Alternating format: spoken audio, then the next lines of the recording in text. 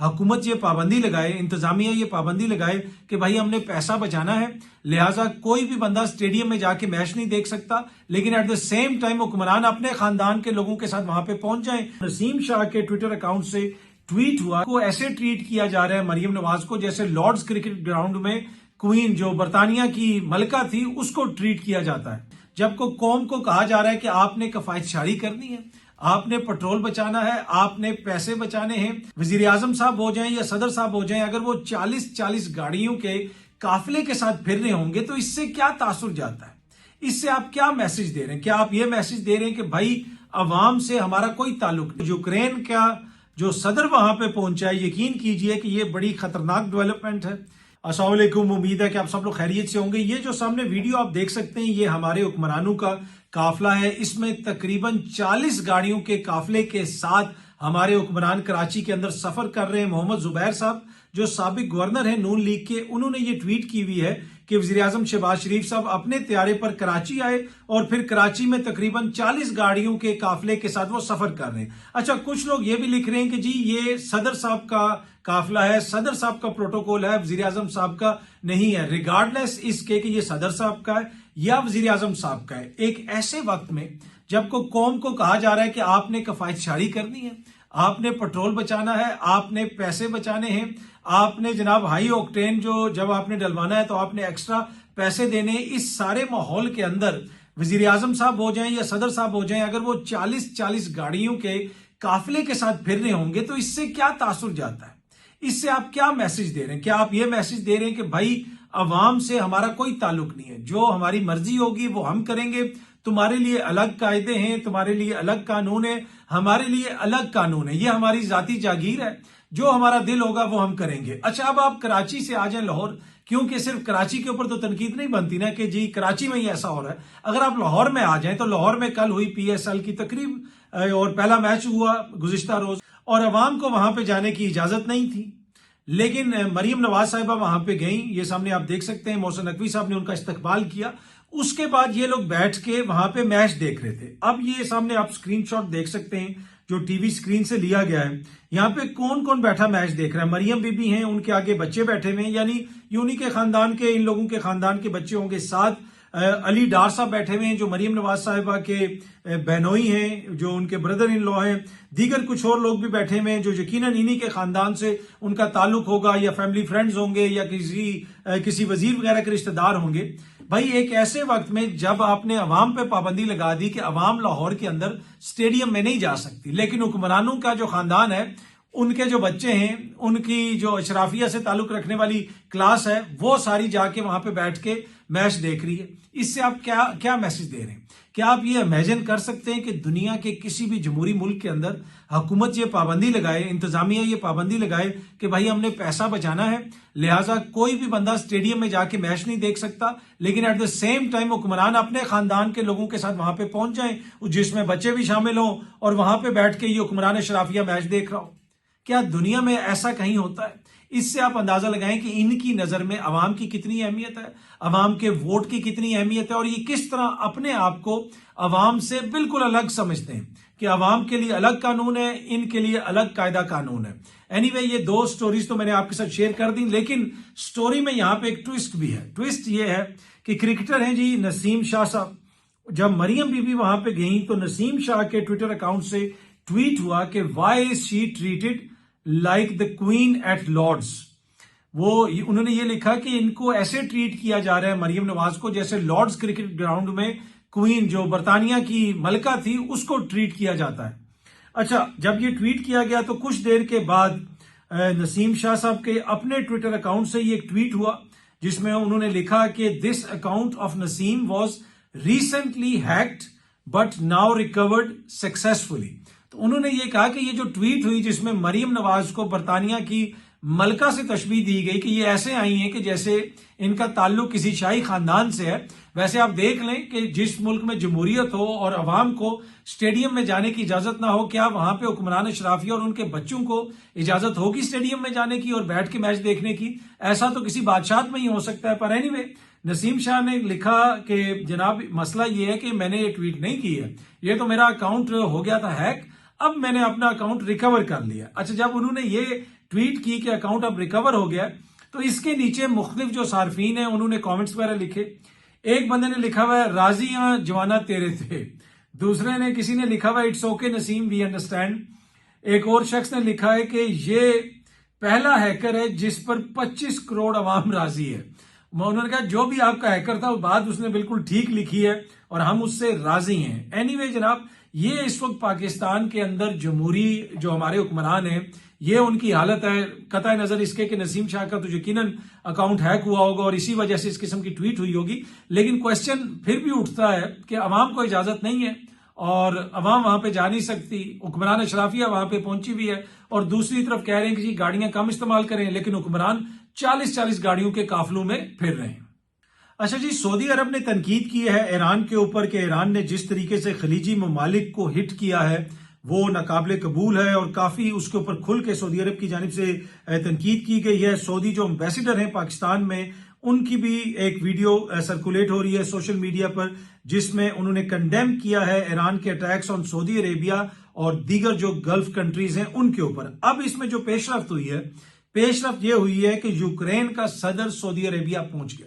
جی ہاں جی، آپ کو پتا ہے کہ روس کی جو جنگ ہو رہی ہے یوکرین کے ساتھ اس میں روس ایرانی ڈرونز بھی استعمال کرتا ہے یوکرین کے اندر ہٹ کرنے کے لیے اور یوکرین سارا امریکن اسلحہ استعمال کر رہا ہے. پوری یورپی یونین کے جو ممالک ہیں وہ یوکرین کو اسلحہ دے رہے ہیں اور ان کی کوشش ہے کہ کسی طریقے سے پوٹن کو شکست دی جائے یا رشیا کو نقصان پہنچایا جائے. دوسری جانب جو ایران ہے وہ رشیا کی مدد کرتا رہا ہے، انہیں ڈرونز دیتا رہا ہے. اب جو یوکرین کے صدر ہیں وہ پہنچ گئے ہیں سعودی عربیہ. بڑا زبردست قسم کا ان کا وہاں پہ استقبال کیا گیا اور کہا یہ جا رہا ہے کہ وہ وہاں پہ اس لیے آئے ہیں کیونکہ سعودی عربیہ ان سے ٹیکنالوجی لینا چاہتا ہے کہ کیسے ان ڈرونز کے ساتھ نمٹا جائے جن ڈرونز کے ذریعے سعودی عرب کے اوپر جو ہے حملے کیے جا رہے ہیں.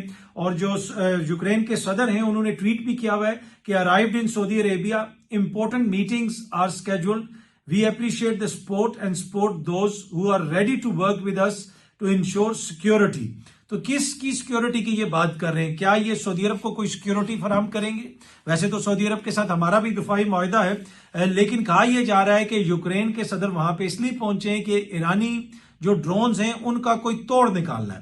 اچھا، سعودی عرب کی طرف سے یہ بیان بھی آیا، جو دیگر خلیجی ممالک کے اندر تجزیہ کار ہیں وہ اس طرح کی باتیں بھی کر رہے ہیں کہ ایران کی جانب سے 50% جو اٹیکس ہیں وہ خلیجی ممالک کے اوپر کیے گئے. لیکن مسئلہ یہ ہے کہ جو ایران کے اوپر جو اٹیکس ہیں یا ایران کے جو جا رہے ہیں میزائل اسرائیل کی طرف، ان کو روکنے کی تو 100% کوشش جو ہے وہ خلیجی ممالک سے ہو رہی ہے. خلیجی ممالک کی سرزمین بھی استعمال ہو رہی ہے، ان کے اڈے بھی استعمال ہو رہے ہیں، ان کی فضا بھی استعمال ہو رہی ہے ایران کو اٹیک کرنے کے لیے. تو آگے سے یہ گلا شکوہ میری سمجھ سے بالا تر ہے کہ بھائی وہ کیوں ہمارے اوپر اٹیک کر رہے ہیں. بھائی اگر وہ آپ کے انفراسٹرکچر پر اٹیک کریں تو اس پہ تو یقیناً آپ ان سے جو ہے بات کر سکتے ہیں، تنقید کر سکتے ہیں.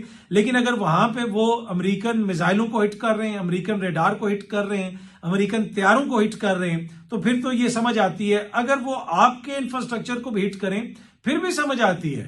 جب آپ کی سرزمین ان کے خلاف استعمال ہو رہی ہے تو پھر وہ آگے سے آپ کے خلاف کارروائی تو کریں گے. اب ایران کیا کہہ رہا ہے؟ ایران یہ کہہ رہا ہے کہ جب سے ہم نے امریکی اڈوں کو ٹارگٹ کرنا شروع کیا ہے مشرق وسطیٰ کے اندر، اس کے بعد ہوا یہ ہے کہ ان کے فوجی امریکی اڈوں سے نکل گئے ہیں اور ان ممالک کے اندر مختلف ہوٹلوں میں ٹھہرے ہوئے ہیں. جی ہاں جی، باقاعدہ طور پہ ایران کی جانب سے یہ بیان جاری کیا گیا ہے کہ مشرق وسطیٰ کے یہ جو بہت سارے ممالک ہیں جہاں پہ امریکی اڈے ہیں وہاں سے فوجی نکالنی ہیں امریکہ نے اور ہوٹلوں میں اور مختلف جگہوں پہ ٹھہرا دیے ہیں تاکہ وہاں پہ ہم اٹیک نہ کر سکیں.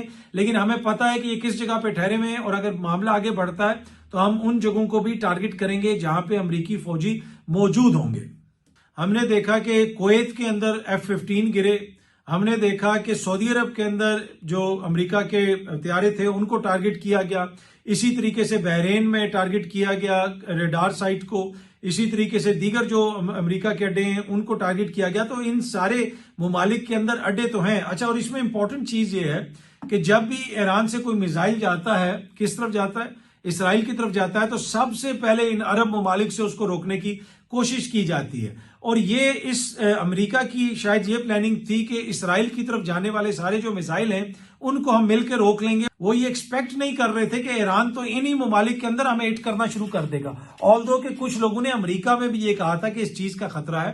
برطانیہ کے اندر بھی جو اعلیٰ حکام ہیں وہ بھی اس چیز کا بار بار ذکر کرتے رہے کہ اگر ایسا ہوا تو پھر ان سارے اڈوں کو ہٹ کرے گا ایران اور مشرق وسطیٰ کے اندر جنگ پھیلے گی. لیکن پتہ نہیں ٹرمپ کس زوم میں تھا, اس کو پتہ نہیں کیا غلط فہمی تھی, اس نے کہا کہ جی ایسا تو کبھی نہیں ہوگا, لیکن پھر وہی ہوا. اب یہ جنگ جو ہے وہ خطے کے اندر پھیل رہی ہے اور یوکرین کا جو صدر وہاں پہ پہنچا ہے, یقین کیجئے کہ یہ بڑی خطرناک ڈیولپمنٹ ہے. اس سے عین ممکن ہے کہ اب ہم دیکھیں کہ خلیجی ممالک بھی براہ راست ایران کے ساتھ جنگ میں آ جائیں, اور اگر ایسا ہوا تو پھر بہت بڑے پیمانے پہ تباہی پھیلے گی اس خطے کے اندر. اچھا, دوسری جانب امریکہ جو ہے وہ یہ کہہ رہا ہے کہ ایران منتیں کر رہا ہے ہم سے کہ ڈیلز کر لو, لیکن آج بھی جس وقت میں آپ کے ساتھ یہ ویڈیو شیئر کر رہا ہوں, آپ سے کچھ گھنٹے پہلے کی جو ہم نے فوٹیجز دیکھی, جو مختلف چیزیں دیکھی, اسرائیل کے اندر ابھی بھی ایران کے میزائل گر رہے ہیں, اسٹریٹ آف ہرمز ابھی بھی بند ہے, امریکہ وہاں پہ کچھ نہیں کر سک رہا. لیکن وہ یہ کہہ رہا ہے کہ جی ایران ہماری منتیں کر رہا ہے کہ آپ ہمارے ساتھ معاہدہ کر لیں, اور ایٹ دا سیم ٹائم وہ یہ بھی کہہ رہا ہے امریکہ کہ برطانیہ بھی آ جائے, وہ بھی آ جائے, ادھر بھی آ جائے, آ کے سارے اسٹریٹ آف ہرمز کو کھلوائیں. اچھا, کسی نے ٹرمپ سے پوچھا کہ بھائی یہ برطانیہ کے ایئر کرافٹ کیریئر کو آپ کہہ رہے تھے کہ وہ ادھر آ جائے اور آ کے اسٹریٹ آف ہرمز کو کھلوائے, تو ٹرمپ نے کہا جی ہمیں اس کی ضرورت نہیں, وہ تو ہمارے جہازوں کے مقابلے میں وہ کھلونے, ہمارے جہاز تو بہت بڑے ہیں. بھائی اگر آپ کے جہاز اتنے بڑے ہیں تو اتنے دنوں سے آپ سے اسٹریٹ آف ہرمز کیوں نہیں کھل رہی, کیوں نہیں آپ ادھر جو ہے کسی قسم کی جو ہے ٹریفک کو بحال کر سکے. اچھا, ٹرمپ نے یہ کہا کہ 10 ہمارے آئل ٹینکرز وہاں سے جانے دیے ایران نے تحفے کے طور پہ, لیکن ان کے اوپر پاکستان کا جھنڈا لگا ہوا تھا, پاکستان کا جھنڈا تھا, تو اس وجہ سے جانے دیے گئے. لیکن حقیقت یہ ہے کہ ایران اس وقت معاہدہ کرنے کے موڈ میں نہیں ہے, کیونکہ ایران چاہتا ہے کہ ٹرمپ کو اس کی سیاسی قیمت ادا کرنی پڑے. اور کل جب ٹرمپ بات کر رہا تھا تو اس نے دوبارہ کوگنیٹو جو ٹیسٹ ہوتا ہے اس کا بھی ذکر کیا, اور اس نے کہا کہ میں نے 3 دفعہ یہ ٹیسٹ لیا. یہ بڑی امپورٹنٹ چیز ہے. یہ وہ ٹیسٹ ہوتا ہے, یہ تب امریکی صدر سے لیا جاتا ہے جب خیال کیا ہوتا ہے کہ جناب اس کا دماغی توازن درست نہیں رہا, وہ اس کو چیزیں بھول جاتی ہیں, اس کی عمر ایسی ہو گئی ہے یا اس کو کوئی ایسی بیماری ہو گئی ہے, تو پھر یہ ٹیسٹ لیا جاتا ہے چیک کرنے کے لیے کہ جناب کہ بندہ ٹھیک ہے, کام کر سکتا ہے. ٹرمپ کہتا ہے میں نے 3 دفعہ یہ ٹیسٹ لیا اور میں بڑا عقل مند ہوں اور ہمیشہ میرے مارکس بڑے اچھے آتے ہیں. لیکن اس سے آپ اندازہ لگا سکتے ہیں کہ اس وقت امریکہ کے اوپر دباؤ بھی, اور یہ ٹرمپ ماضی کے اندر بھی یہ ٹیسٹ وغیرہ لے چکا ہے. لیکن جس طرح میں نے پہلے بھی کہا کہ ٹرمپ کی جو باتیں ہیں اس سے تو واضح طور پہ نظر آ رہا ہے کہ ایک تو وہ بہت زیادہ دروغ گوئی کرتے ہیں, دوسرا یہ ہے کہ وہ بہت زیادہ دباؤ میں, ایک طرف وہ امریکہ مدد مانگتا ہے یورپ سے, دوسری طرف امریکہ ان کا مذاق اڑاتا ہے جب وہ آگے سے مدد نہیں دیتے. اور ساتھ ساتھ وہ یہ بھی کہہ رہا ہے کہ ایران ہمارے ساتھ معاہدہ کر لے, اگر معاہدہ نہیں کیا تو ہم اس کے لیے ڈرانا خواب بن جائیں گے. بھائی آپ بن جائیں اس کے لیے ڈرانا خواب. اب ایران کیوں نہیں معاہدہ کر رہا؟ ایک تو وہ ٹرمپ کو چاہتا ہے کہ اس کو سیاسی قیمت ادا کرنی پڑے, پوری دنیا کو اس کی اکانومی کی قیمت ہے وہ ادا کرنی پڑے, اور دوسرا وہ چاہتے ہیں کہ بھائی ہمیں کوئی گارنٹی دی جائے. یہ ہر 10 دن کے بعد اٹھ کے حملہ کر دیتے ہیں, اس کو مار دیتے ہیں, اس کو مار دیتے ہیں. کل بھی ٹرمپ کہہ رہا تھا کہ ہم چاہتے تھے کہ ان کے مزید لیڈران کو نہ مارا جائے, لیکن انہوں نے کوئی معاہدہ نہیں کیا کیونکہ یہ ذہنی طور پہ بیمار لوگ ہیں, تو پھر ہم نے ان کے مزید لیڈرشپ کو مار دیا. اس سے آپ اندازہ لگا لیں کہ ذہنی طور پہ بیمار کون ہے, ذہنی طور پہ بیمار کون ہے. اس سے آپ اندازہ لگا لیں ٹرمپ کی باتوں سے اور نیتن یاہو کی باتوں سے کہ کس طریقے کی یہ باتیں کر رہے ہیں. اور ان کی ایڈمنسٹریشن کے جو دیگر لوگ ہیں, جو ان کا منسٹر فار وار ہے جس کو وزیر دفاع بھی کہہ سکتے ہیں امریکہ کے, وہ کس قسم کی باتیں کرتے ہیں, کس طرح کا ان کا بیانیہ, ان کی سوچ کیا ہے, ان کی خیالات کیا ہیں, کتنے وہ ایکسٹریمسٹ ہیں. وہ اگر آپ تھوڑا سا گوگل کریں تو آپ کو بہت ساری چیزیں مل جائیں گی. اچھا, جیسا میں عرض کر رہا تھا کہ خطے کے اندر جو امریکہ کے ٹارگٹس ہیں ان کو بھی ہٹ کیا جا رہا ہے. یہ سامنے آپ دیکھ سکتے ہیں, رشین جو ٹی وی ہے, رشین نیوز ہے, اس نے بھی اس کو شیئر کیا ہے اس ویڈیو کو, جس میں بتایا گیا ہے کہ یو ایس اے کا ایک KC-135 یہ وہ طیارہ ہوتا ہے جو ری فیولنگ کرتا ہے فضا کے اندر ہی جنگی طیاروں کی اور دیگر طیاروں کی بھی.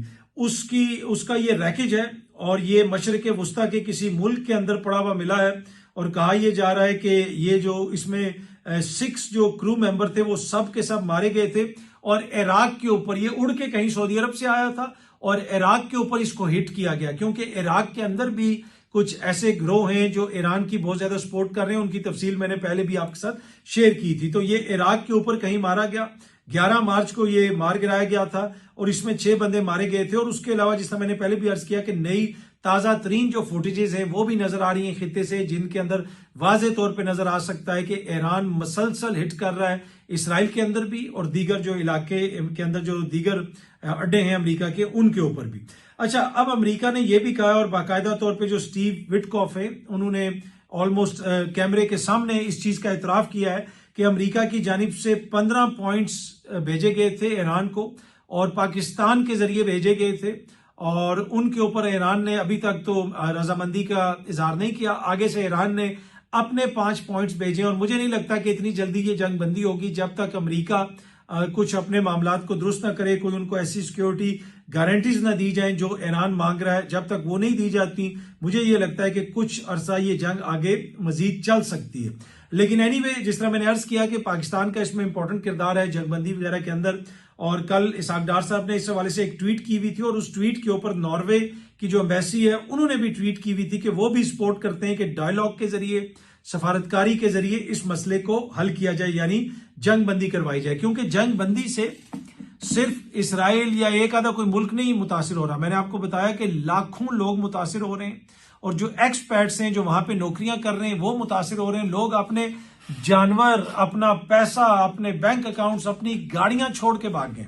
इस तरह की रिपोर्ट्स वहां से आ रही हैं कि गाड़ियां दुबई में खड़ी हैं, यूएई में खड़ी हैं, कुछ लोग ओमान में खड़ी करके भाग गए, खित्ते से निकल गए, लाख लाख डॉलर का टिकट लेके वहां से निकल गए, चार्टर्ड फ्लाइट्स करके वहां से निकल गए अपने प्यारे जानवरों को। जी हाँ जी, बाकायदा तौर पे इस पे अल जजीरा ने पूरी एक रिपोर्ट शेयर की जिसमें दिखाया गया कि लोग अपने जानवरों को छोड़ के भाग रहे हैं और बड़े बड़े महंगे जानवर जो लाखों डॉलर्स के जानवर, हजारों डॉलर्स के जानवर जो लोगों ने बड़े शौक से रखे हुए थे, पालतू जानवर, उनको लोग छोड़ के भाग रहे हैं कि भाई हम मारे जाएंगे, हम यहां से निकलें। तो जो ये समझते हैं कि यूक्रेन की इसमें एंट्री हो जाएगी और ईरान के ऊपर अरब ममालिक भी हमला कर देंगे तो शायद वो जंग जल्दी खत्म हो जाए, नहीं, फिर उसके बाद तो मुझे ये लगता है कि मजीद तबाही फैलेगी और मुसलमान ममालिक को इसमें सबको मिलके इसका कोई बेहतर हल निकालने की जरूरत है। और पाकिस्तान की हुकूमत का, पाकिस्तान की क़यादत का बड़ा पॉजिटिव इसमें रोल है। जिस तरीके से वो सफारतकारी कर रहे हैं उनको इसमें अपना किरदार अदा करना चाहिए और इस जंग को बढ़ने से मजीद रोकना चाहिए। लेकिन एंड ऑफ द डे